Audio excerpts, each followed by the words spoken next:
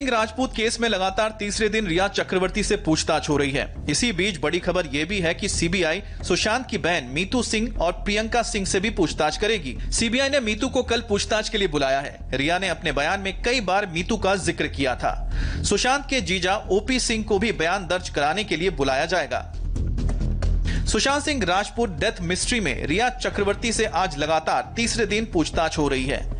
रिया चक्रवर्ती अपने भाई शौविक के साथ डीआरडीओ गेस्ट हाउस में मौजूद हैं और दोनों से पूछताछ चल रही है। अभी तक 2 दिन में रिया से 17 घंटे सवाल जवाब हुए हैं। इस दौरान रिया से सुशांत के डिप्रेशन, सुशांत के परिवार, बैंक अकाउंट और विदेशी दौरों के लिए सवाल जवाब किए गए हैं। रिया से सच उगलवाने के लिए सीबीआई रिया का पॉलीग्राफी टेस्ट भी करा सकती है। वहीं रिया के ड्रग्स एंगल वाली चैट सामने आने के बाद एनसीबी भी एक्शन में है। एनसीबी के एक्शन से मुंबई के ड्रग्स माफिया में खलबली मच गई है और माफिया ने ड्रग्स को जलाना और समंदर में फेंकना शुरू कर दिया है। बड़े ड्रग पैडलर्स ने ड्रग्स को नष्ट करना शुरू कर दिया है।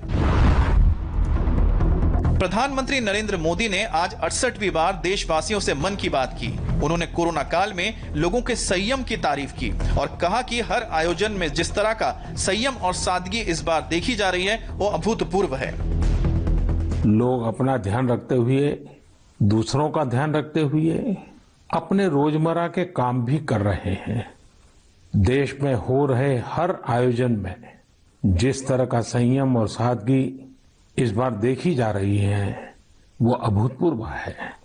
गणेशोत्सव भी कहीं ऑनलाइन मनाया जा रहा है तो ज्यादातर जगहों पर इस बार इको फ्रेंडली गणेश जी की प्रतिमा स्थापित की गई है। पीएम मोदी ने कहा कि आत्मनिर्भर भारत में टॉय इंडस्ट्री को बड़ी भूमिका निभानी है। उन्होंने उद्यमियों से भारत के समृद्ध इतिहास पर खिलौने बनाने की अपील की। आइए मिलकर खिलौने बनाएं। अब सभी के लिए लोकल खिलौनों के लिए वोकल होने का समय है। आइए हम अपने युवाओं के लिए कुछ नए प्रकार के अच्छी क्वालिटी वाले खिलौने बनाते हैं। खिलौना वो हो जिसकी मौजूदगी में बचपन खिले भी, खिलाए भी। हम ऐसे खिलौने बनाएं जो पर्यावरण के भी अनुकूल हो। हमारे देश में इतने आइडियाज हैं, इतने कंसेप्ट्स हैं, बहुत समृद्ध हमारा इतिहास रहा है। क्या हम उन पर गेम्स बना सकते हैं? मैं देश के युवा टैलेंट से कहता हूं, आप भारत में भी गेम्स बनाइए और भारत के भी गेम्स बनाइए।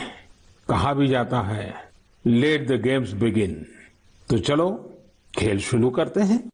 साथियों, आत्मनिर्भर भारत अभियान में वर्चुअल गेम्स हो, टॉयज का सेक्टर हो, सबने बहुत महत्वपूर्ण भूमिका निभानी है और यह अवसर भी है।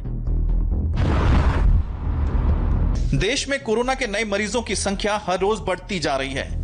काफी लोग इस बीमारी से रिकवर भी हो रहे हैं, लेकिन हर दिन बड़ी संख्या में नए केस सामने आ रहे हैं। यही वजह है कि कोरोना का ग्राफ दिन ब दिन नई ऊंचाइयां छू रहा है। देश में कोरोना के कुल केस 35 लाख के पार निकल गए हैं। अब तक देश में कोरोना के कुल 35,42,734 केस आए हैं, जिनमें से 63,498 लोगों की मौत हो चुकी है, जबकि 27,13,933 कोरोना मरीज इलाज के बाद ठीक हो चुके हैं। देश में कोरोना के एक्टिव केस 7,65,302 हैं। पिछले 24 घंटे में ही देश में कोरोना के 78,761 नए केस आए हैं, जबकि 948 लोगों को इस बीमारी के चलते जान गंवानी पड़ी। इन आंकड़ों के बीच देश अनलॉक 4 की तरफ बढ़ गया है। सरकार ने अनलॉक 4 की गाइडलाइंस जारी कर दी हैं। इसमें सबसे बड़ा ऐलान है मेट्रो का चलना। नई गाइडलाइंस के मुताबिक 7 सितंबर से देश भर में मेट्रो सेवाएं शुरू हो जाएंगी। वहीं 21 सितंबर से सोशल गैदरिंग को भी छूट दे दी गई है। यानी 21 सितंबर से किसी भी तरह के सामाजिक, राजनीतिक, धार्मिक, शैक्षिक कार्यक्रमों के लिए लोगों का जमावड़ा हो सकता है, लेकिन इसके लिए भी कुछ शर्तें लागू हैं और 100 से ज्यादा लोग एक जगह जमा नहीं हो सकते। 30 सितंबर तक कई चीजें बंद भी रखी गई हैं, जैसे कि छात्रों के लिए स्कूल फिलहाल बंद रहेंगे। साथ ही cinema hall, entertainment park, swimming pool भी नहीं खुलेंगे। 7 सितंबर से मेट्रो शुरू करने की इजाजत दे दी गई है, लेकिन मेट्रो स्टेशन पर सुरक्षा के सभी जरूरी इंतजाम होंगे और सोशल डिस्टेंसिंग का पालन किया जाएगा। एक सीट छोड़कर यात्रियों को बैठना होगा और शुरुआत में 50% यात्री ही मेट्रो में सफर कर सकेंगे। केंद्र सरकार की गाइडलाइंस में 21 सितंबर से सोशल गैदरिंग की भी छूट मिल गई है, लेकिन ज्यादा से ज्यादा 100 लोगों की ही गैदरिंग को फिलहाल मंजूरी दी गई है। किसी भी जमावड़े में सोशल डिस्टेंसिंग का पालन करना होगा। सभी लोगों को मास्क लगाना जरूरी होगा। इसके साथ ही गैदरिंग के लिए थर्मल स्क्रीनिंग और हैंड सैनिटाइजेशन के भी इंतजाम करने होंगे। 21 सितंबर से ओपन थिएटर को भी मंजूरी दे दी गई है। इसके साथ ही 50% स्टाफ के साथ स्कूल खुल सकते हैं, लेकिन स्कूल में फिलहाल छात्रों की पढ़ाई नहीं हो सकेगी। स्कूलों को ऑनलाइन टीचिंग और टेली काउंसलिंग जैसे कामों के लिए खोलने की इजाजत है। 30 सितंबर तक कंटेनमेंट जोन में कोई ढील नहीं दी गई है। सिनेमा हॉल, एंटरटेनमेंट पार्क और स्विमिंग पूल जैसी जगह फिलहाल बंद रहेंगी। इंटरनेशनल फ्लाइट्स बंद रहेंगी।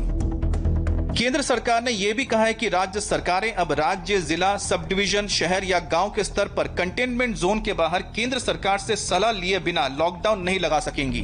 वहीं इंटरस्टेट या इंट्रास्टेट ट्रैवल के लिए किसी परमिशन की जरूरत नहीं है। कश्मीर से आतंकियों का सफाया लगातार जारी है। पिछले 48 घंटे में 10 आतंकी ढेर हो गए हैं। आज 3 आतंकी मारे गए, जबकि एक पुलिस का जवान भी शहीद हो गया। आतंकियों ने श्रीनगर के पंथा चौक में पुलिस और सीआरपीएफ के संयुक्त नाके पर हमला किया। इससे पहले सुरक्षा बलों और आतंकियों के बीच पुलवामा के जदुरा इलाके में मुठभेड़ हुई। इस मुठभेड़ में भी सुरक्षा बलों ने 3 आतंकियों को मार गिराया, जबकि शुक्रवार को शोपियान जिले के किलौरा इलाके में सुरक्षा बलों ने 4 आतंकवादियों को मार गिराया।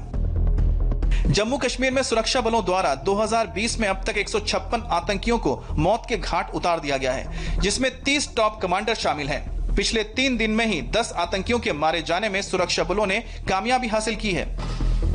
श्रीनगर में हुए इस ऑपरेशन की एक्सक्लूसिव तस्वीर हमारे सीनियर एडिटर मनीष प्रसाद ने भेजी, जिसमें 20 आरआर के कमांडिंग ऑफिसर के नेतृत्व में भारतीय सुरक्षा बलों ने 3 आतंकियों को ढेर कर दिया। ये वीडियो सिर्फ इंडिया टीवी के पास है, जिसमें जवानों ने आतंकियों के हर मंसूबे पर पानी फेर दिया। इस ऑपरेशन को 20 आरआर के साथ जम्मू कश्मीर पुलिस और सीआरपीएफ ने संयुक्त तौर पर अंजाम दिया।